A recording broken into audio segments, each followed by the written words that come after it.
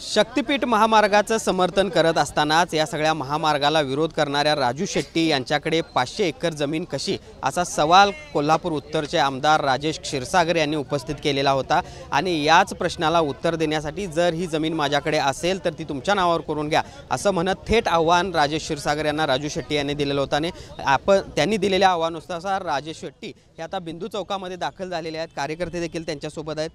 साहेब काय सांगाल? खरं तर शक्तिपीठ महामार्गावरून हे सगळं सुरू झालेलं आता वैयक्तिक पातळीपर्यंत येते, तुमच्यावर 500 एकर जमीन असल्याचा आरोप पुन्हा एकदा होतो। माझी 500 एकर जमीन असल्याचा आरोप आमदार राजेश क्षीरसागर यांनी केला।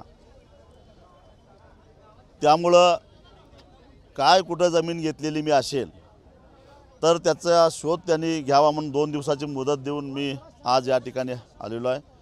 त्याचे 7 बारे त्यांनी जर का उपलब्ध केले तर मी बक्षीसपत्र 500 रुपयाच्या स्टॅम्पवर तयार करून इथं आणलेलं आहे। त्याच्यावर फक्त गट नंबर करायचा आहे आणि मी सगळ्यांच्या समक्ष सही करून त्यांना सुपूर्त करणार आहे। वकिली मी आणलेला आहे आणि ती संपत्ती त्यांना मी फक्त त्याचा स्टॅम्प ड्युटी काय लागेल तेवढी सरकारी स्टॅम्प ड्युटी भरावी आणि ती ताब्यात घ्यावी म्हणून या ठिकाणी बिंदू चौकामध्ये मी आलेलो आहे।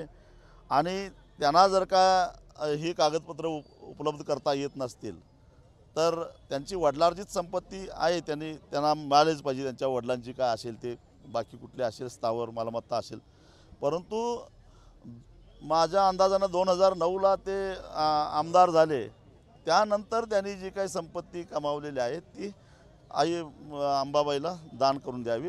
तेवढंच मंदिराचा जीर्णोद्धार होईल, चांगल्या पद्धतीनं कोल्हापूरच्या वैभवात भर पडेल असं माझं म्हणणं आहे। तर 2 दिवसापूर्वी तुम्ही हे आवाहन केलेलं होतं बिंदू चौकात येण्याचं। गेल्या अर्धा तासापासून तुम्ही या ठिकाणी आहात, कार्यकर्ते देखील आहेत, मात्र राजेश क्षीरसागर अजूनही इथं आलेले नाही, ते येणार नाहीत असंच एकूण दिसते। आता त्याने यायला पाहिजे होतं, कारण आरोप करायचे तर बेधडक करायचे। मी कधी केलेल्या आरोपाबद्दल पळ काढलेला नाही आहे, जे वस्तुस्थिती आहे तेच बोलतो। अजूनही म्हणतोय मी, या शक्तिपीठ महामार्गातून हे सगळे राजकीय नेते 50,000 कोटी रुपये खाणार आहेत आणि वाटून घेणार आहेत, हे अजूनही मी म्हणतोय। माझ्यावर आबरू नुकसानीचा दावा लावा, माझ्यावर चौकशी लावा, मी चौकशीला सामोरं यायला तयार आहे। मग ज्याने माझ्यावर आरोप केला की मी 500 एकर जमीन कमावलेली आहे त्याने आता कागदपत्र घेऊन यावीत।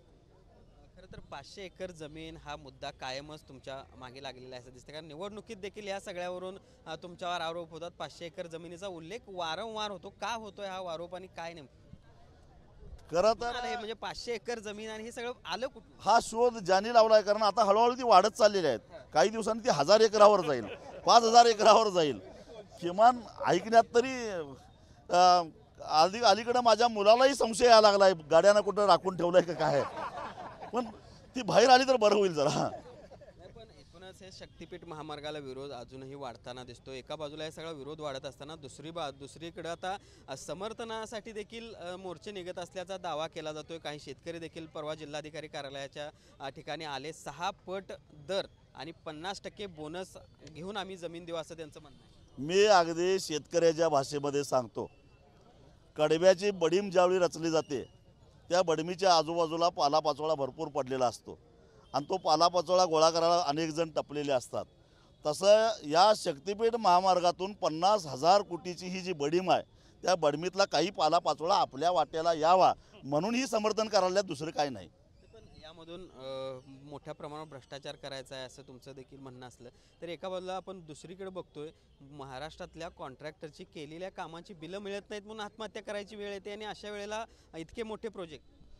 आमचं म्हणणं तेच आहे, 20,000 कोटी रुपये भूमी अधिग्रहणासाठी तुम्ही हुडकोकडून 8.25% व्याजानं, खरं तर 6% व्याजानं सरकारला कर्ज मिळतं आहे, तरी 8.25% व्याजानं कर्ज काढून तुम्ही 20,000 कोटीची तरतूद केली असं म्हणता। ते पैसे शक्तिपीठ जरा बाजूला ठेवा। महाराष्ट्रातल्या ठेकेदारांचे 90,000 कोटी रुपये थकलेले आहेत। मग ते जलजीवन मिशन असेल, सार्वजनिक बांधकाम खात्याची कामं असतील किंवा अन्य कामं असतील, काही सरकारी कार्यालयाच्या बांधकामाचे असतील, हे जे 90,000 कोटी आहेत त्यातले किमान 20,000 कोटी रुपये त्यासाठी वापरा। एवढा प्रसाद दिल्यासारखं प्रत्येक ठेकेदाराला द्या। किमान हर्षल पाटील सारखे जे उमदे तरुण आहेत, त्यांचा जीव तरी वाचल.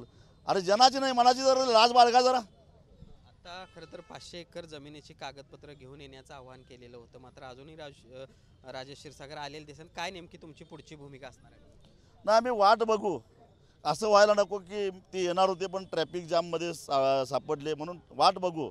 नाही आले तर मग काय करायचं ठरवू आम्ही. मग पहिला आपण राजेश क्षीरसागर यांना माझ्या कथित 500 एकर जमिनीची कागदपत्र घेऊन येण्याचं आवाहन मी केलेलं होतं, मात्र अजूनही ते या ठिकाणी आलेले नाहीत. अजूनही मी या ठिकाणी वाट पाहायला तयार आहे. त्यांनी या ठिकाणी यावं अशा पद्धतीचं आवाहन देखील राजू शेट्टी या ठिकाणी करताना आपल्याला बघायला मिळत आहे. त्यामुळे एका बाजूला शक्तिपीठ महामार्गाच्या समर्थन आणि विरोधावरून सुरू झालेली आंदोलनं प्रतिआंदोलनं आता एकमेकांच्या वैयक्तिक टीकेवर देखील जाताना बघायला मिळत आहेत. सुनील काटकर, भूषण पाटील, TV9 मराठी, कोल्हापूर.